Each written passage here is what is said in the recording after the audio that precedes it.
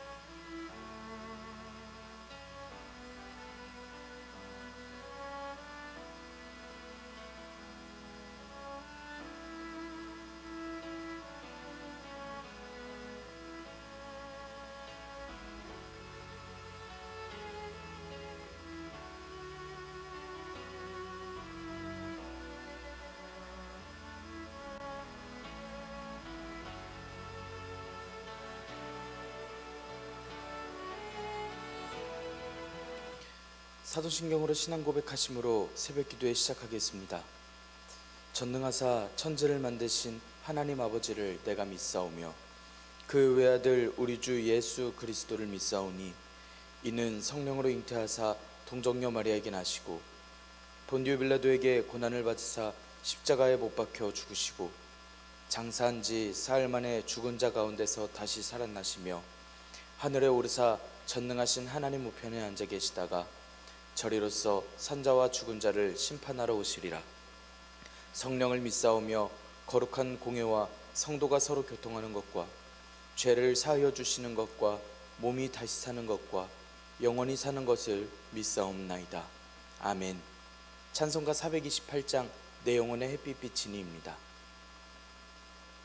내 영혼의 햇빛비치니 주 영광 찬란해 이 세상 어떤 빛보다 이 빛 더 빛나네 주의 영광 빛난 광채 내게 비춰 주시옵소서. 그 밝은 얼굴 배울 때 나의 영혼 기쁘다. 내 영혼에 노래 있으니 주 찬양합니다. 주 귀를 기울이시사 다 듣고 계시네. 주의 영광 빛난 광채 내게 비춰 주시옵소서. 그 밝은 얼굴 배울 때 나의 영혼 기쁘다. 내 영혼의 봄날 되어서 주 함께 하실 때 그 평화 내게 깃들고 주 은혜 꽃피네. 주의 영광 빛난 광채 내게 비춰 주시옵소서. 그 밝은 얼굴 배울 때 나의 영혼 기쁘다. 내 영혼에 희락이 있고 큰 소망 넘치네. 주 예수 복을 주시고 또 내려주시네. 주의 영광 빛난 광채 내게 비춰 주시옵소서. 그 밝은 얼굴 배울 때 나의 영혼 기쁘다. 은혜롭고 자비로우신 하나님 아버지, 오늘도 새 하루를 허락하여 주시니 감사합니다. 주님의 부르심을 듣고 모인 저희들 하나님께 찬양하고 기도할 때에 주님 들어주시오며 저희를 받아주시오며 저희의 마음을 주장하여 주시옵소서. 우리의 구주 하나님, 오늘 저희가 청결한 마음과 선한 양심과 거짓 없는 믿음에서 나오는 사랑으로서 복음을 지키고 전하고 또 교회를 지키는 거룩한 성도들이 되게 하여 주시옵소서. 주님께서 허락하신 말씀을 읽습니다. 말씀을 함께 읽을 때에 지혜의 성령님께서 지혜 주시며 깨닫게 하여 주시고 또한 말씀대로 순종하며 살아가게 하여 주시옵소서. 하나님의 영광의 복음을 따르는 저희들이 이 시간 되게 인도하여 주시옵소서. 이 모든 말씀 우리 주 예수 그리스도의 이름으로 기도드리옵나이다. 아멘. 디모데전서 1장 1절에서 11절의 말씀입니다. 우리 구주 하나님과 우리의 소망이신 그리스도 예수의 명령을 따라 그리스도 예수의 사도된 바울은 믿음 안에서 참 아들된 디모데에게 편지하노니, 하나님 아버지와 그리스도 예수 우리 주께로부터 은혜와 긍휼과 평강이 내게 있을지어다. 내가 마게도냐로 갈 때에 너를 권하여 에베소에 머물라 한 것은 어떤 사람들을 명하여 다른 교훈을 가르치지 말며 신하와 끝없는 족보에 몰두하지 말게 하려 함이라. 이런 것은 믿음 안에 있는 하나님의 경륜을 이룸보다 도리어 변론을 내는 것이라. 이 교훈의 목적은 청결한 마음과 선한 양심과 거짓이 없는 믿음에서 나오는 사랑이거늘 사람들이 이에서 벗어난 헛된 말에 빠져 율법의 선생이 되려 하나 자기가 말하는 것이나 자기가 확정하는 것도 깨닫지 못하는도다. 그러나 율법은 사람이 그것을 적법하게만 쓰면 선한 것임을 우리는 아노라. 알 것은 이것이니 율법은 옳은 사람을 위하여 세운 것이 아니요 오직 불법한 자와 복종하지 아니하는 자와 경건하지 아니하는 자와 죄인과 거룩하지 아니한 자와 망령된 자와 아버지를 죽이는 자와 어머니를 죽이는 자와 살인하는 자며 음행하는 자와 남색하는 자와 인신매매를 하는 자와 거짓말을 하는 자와 거짓 맹세하는 자와 기타 바른 교훈을 거스르는 자를 위함이니 이 교훈은 내게 맡기신 바 복되신 하나님의 영광의 복음을 따름이니라. 아멘. 오늘도 하나님께서 예배 자리에 함께 하시는 여러분들에게 크신 은혜와 평강을 내려주시길 원합니다. 함께 디모데전서의 말씀을 읽고 있습니다. 바울 사도의 서신은 1차부터 5차까지 나누어서 생각해 볼 수가 있는데요. 1차는 갈라디아서, 2차는 데살로니가 전서, 데살로니가 후서, 3차는 고린도전서, 고린도후서, 그리고 로마서, 4차는 에베소서, 빌립보서, 골로새서, 빌레몬서, 그리고 5차는 디모데전서, 디모데후서, 디도서, 이렇게 나눠서 생각해 볼 수 있는데 그중 5차에 해당되는 디모데전서의 말씀을 함께 읽고 있습니다. 디모데전서는 바울 사도가 디모데에게 보낸 첫 번째 편지입니다.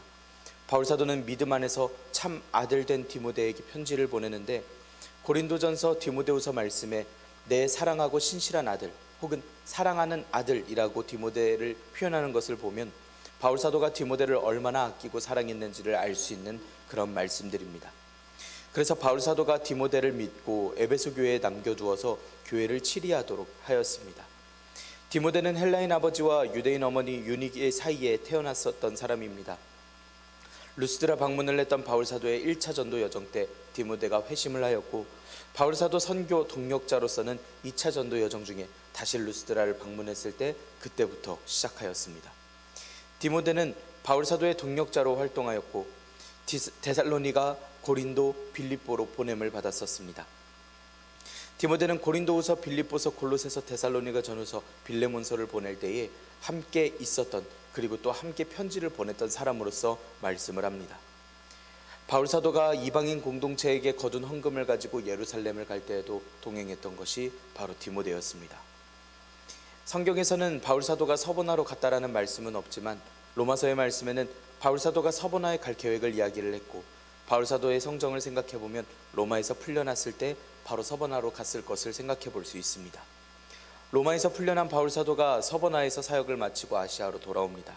이때 그레데 섬을 지나면서 디도를 그레데에 남겨두고 옵니다. 당시 그레데 지역의 교회의 질서도 없고 여러 가지 문제로 시끄러워서 바울 사도가 교회를 정비하고 교회 내의 질서를 바로잡고 안정시키고자 디도는 그레데에 남겨두었었습니다. 그 이후 바울 사도가 골로새 교회를 방문하는데 골로새서와 라우디게아 보낸 편지들을 전달한 후에 교회의 모습을 확인하고자 교회를 들렀습니다. 그리고 바울 사도는 에베소 교회에는 디모데를 남겼습니다.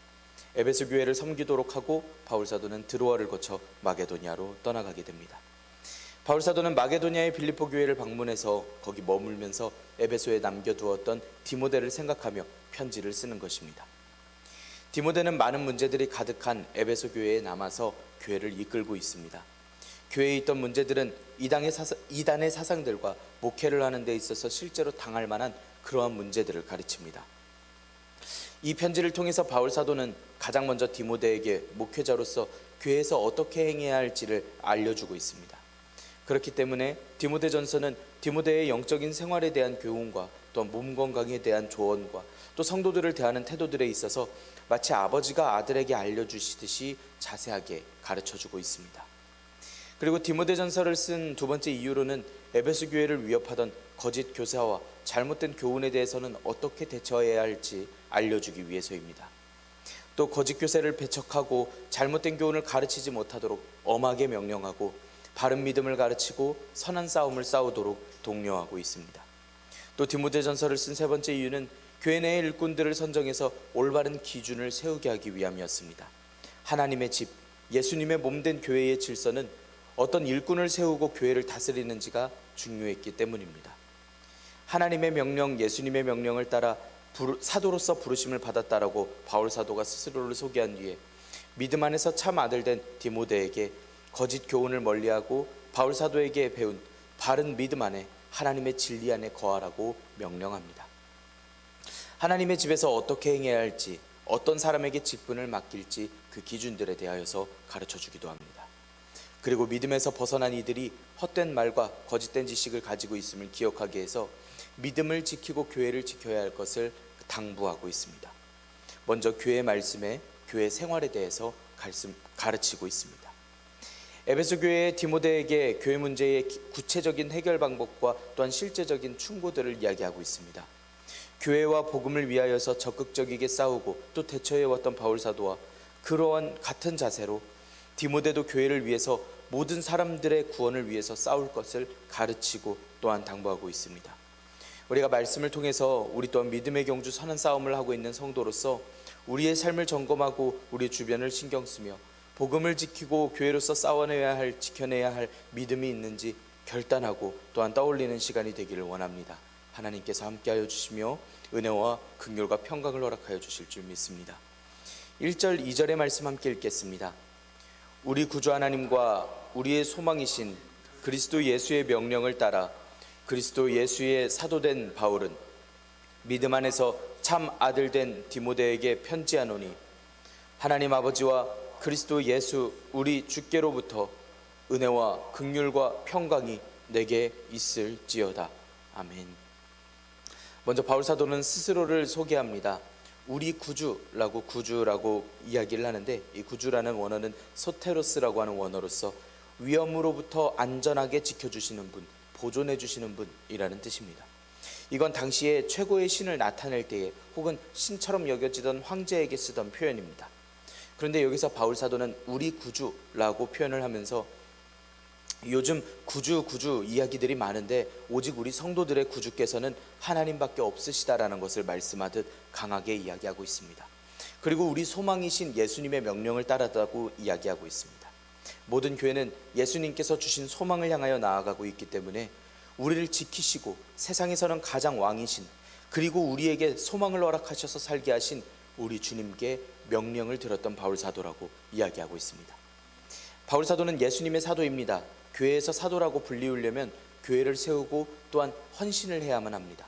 그러면 교회가 사도를 사도로서 생각하고 사도의 가르침을 듣게 됩니다. 에베소 교회는 바울 사도가 전한 복음으로서 세워진 교회가 맞긴 합니다. 그곳에서는 바울 사도가 아니라고 부정한 이들이 있었습니다. 그래서 바울 사도가 그냥 사도도 아니고 하나님께서, 예수님께서 불러주시고 인정해 주신 예수님의 사도라고 강하게 이야기하고 있습니다. 그런 바울 사도가 보내는 편지를 받는 이는 믿음 안에서 참 아들 된 디모데라고 이야기합니다. 바울 사도가 디모데를 얼마나 아끼는지 알 수 있는 말씀입니다. 글자 그대로 이 아들이라고 하는 원어는 직접 낳은 아이를 가리키는 아들입니다. 믿음 안에서 직접 낳은 아들처럼 친밀하게 된 아들과 다름없는 디모데에게 편지를 한다고 전하고 있습니다. 남남이었던 바울 사도와 디모데는 루스드라에서의 만남을 시작으로 예수님을 믿는 믿음으로써 교회로서 성도들이 예수님 안에서 하나 되고 가족 되었듯이 그렇게 아들로서 함께하고 있음을 이야기하고 있습니다. 그리고 디모데에게 가장 필요한 기도를 먼저 합니다. 주님의 은혜가 필요하고 긍휼이 필요하다라고 평강이 필요하다라고 생각한 바울 사도는 디모데에게 이러한 기도를 합니다. 하나님께서 불쌍히 여겨주시는 긍휼과 어려움을 이겨낼 선물과 능력과 평화가 필요하던 디모데에게 디모데의 그 상황을 알게 하는 말씀으로써 이러한 기도를 먼저 해주고 있습니다. 3절 4절의 말씀 함께 읽겠습니다. 내가 마게도냐로 갈 때에 너를 권하여 에베소에 머물라 한 것은 어떤 사람들을 명하여 다른 교훈을 가르치지 말며 신하와 끝없는 족보에 몰두하지 말게 하려 함이라.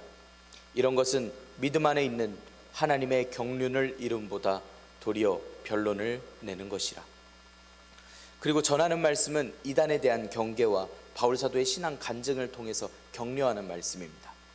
바울 사도는 인사말을 마치고 급하게 디모데가 가장 필요하고 노심초사하고 있을 법한 그러한 문제를 먼저 말씀합니다. 바울 사도는 교회의 이단들을 물리쳐야 하기 때문에 디모데에게 에베소에서 머물게 했었는데요. 그 이유는 어떤 사람들을 명해서 다른 교훈을 가르치지 않게 하기 위함이라고 전합니다. 머물라고 이야기를 했던 건 단순히 그냥 있어라 정도가 아니라 계속 머물면서 삶의 거주지로서 정할 수 있도록 그곳에서 책임감을 다하여 살라라는 뜻입니다.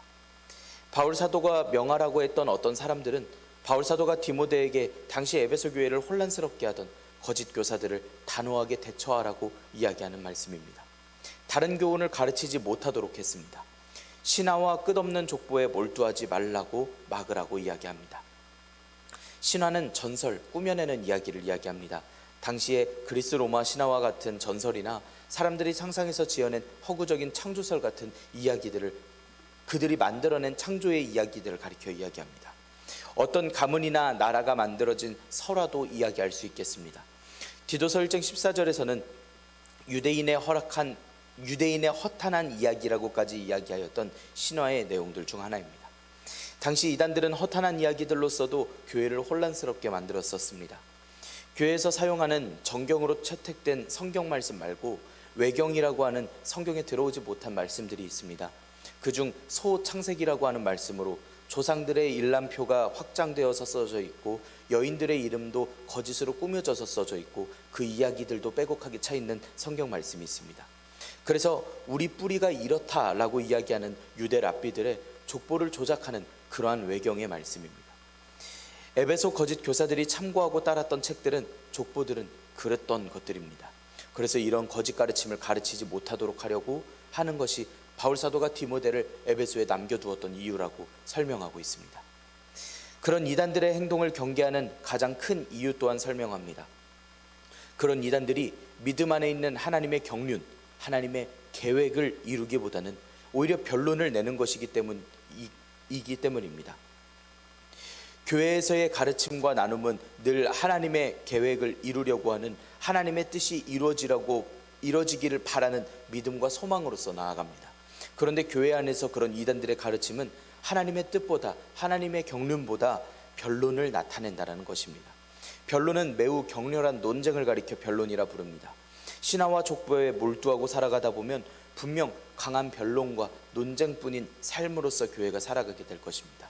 그렇게 하나님의 경륜을 거스르고 있는 그러한 교회의 모습을 보며 책망하고 또한 그렇게 살아서는 안 될 것을 디모데에게 강조하며 가르치고 있습니다. 5절에서 7절의 말씀입니다. 이 교훈의 목적은 청결한 마음과 선한 양심과 거짓이 없는 믿음에서 나오는 사랑이거늘 사람들이 이에서 벗어나 헛된 말에 빠져 율법의 선생이 되려 하나 자기가 말하는 것이나 자기가 확증하는 것도 깨닫지 못하는도다. 이어지는 말씀에는 바울 사도가 더 나아가서 이단을 경계하는 이유와 이단에 빠진 이들이 얼마나 어리석은지 이야기하고 있습니다. 이단을 경계하는 이유는 청결한 마음과 선한 양심과 거짓 없는 믿음에서 나오는 사랑이기 때문입니다. 바울 사도가 이야기하는 교회가 교회로서 보여야 할 도덕적 책임이고 또한 사랑을 가리켜 말씀합니다. 신화와 족보에 몰두하던 사람들은 사랑이 없었습니다. 복음을 가르치는 모든 이들은 거짓 믿음에서 나오는 사랑을 가르쳐야, 거짓 없는 믿음에서 나오는 사랑을 가르쳐야 합니다. 하지만 거짓 교사들은 그저 자신들의 허영심을 채우기 위해서, 그들이 교사로서의 자리를 꿰차기 위하여서 교회에서 이야기해야 하는 사랑을 포기하고 전합니다. 이들을 경계할 수 있는 좋은 기준이 되기도 하고, 바른 교사로서 늘 하나님의 사랑과 예수님의 사랑을 포함한 가르침을 전해야 한다는 것을 알 수 있는 말씀이기도 합니다. 하지만 사람들은 이것에 빠졌습니다. 빠져서 아무 마음이나 갖고 교회에서 그런 거짓 가르침들을 보며 끄덕일 뿐이었습니다. 게다가 율법의 선생이 되려고 하였습니다. 에베소의 거짓 교사들이 랍비처럼 성경을 해석하려고 들고 가르치려고 들었던 이들이었음을 알 수 있습니다. 바울 사도는 여기서 그런 이들이 스스로들 말하는 것에 대해 깨닫지도 못하고 확실히 증거를 가지고 이야기하지도 못하는 사람들이라고 가리켜 이야기하고 있습니다. 8절에서 11절의 말씀입니다. 그러나 율법은 사람이 그것을 적법하게만 쓰면 선한 것임을 우리는 아노라.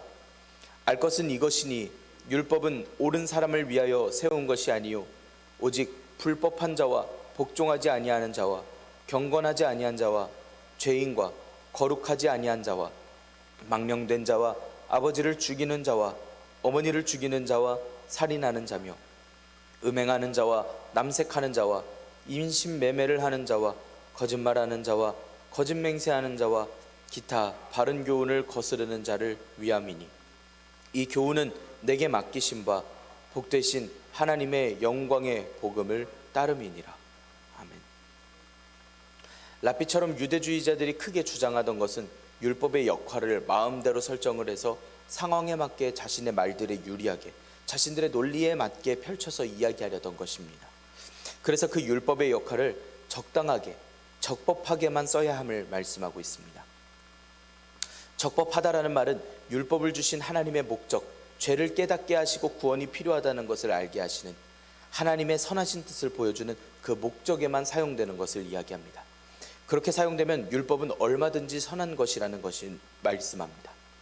거짓 교사들처럼 율법을 무익하게 사용하는 경우 율법은 더 이상 본래의 능력도 의미도 없이 교회에게는 오히려 선하지도 않은 것이 되어버립니다.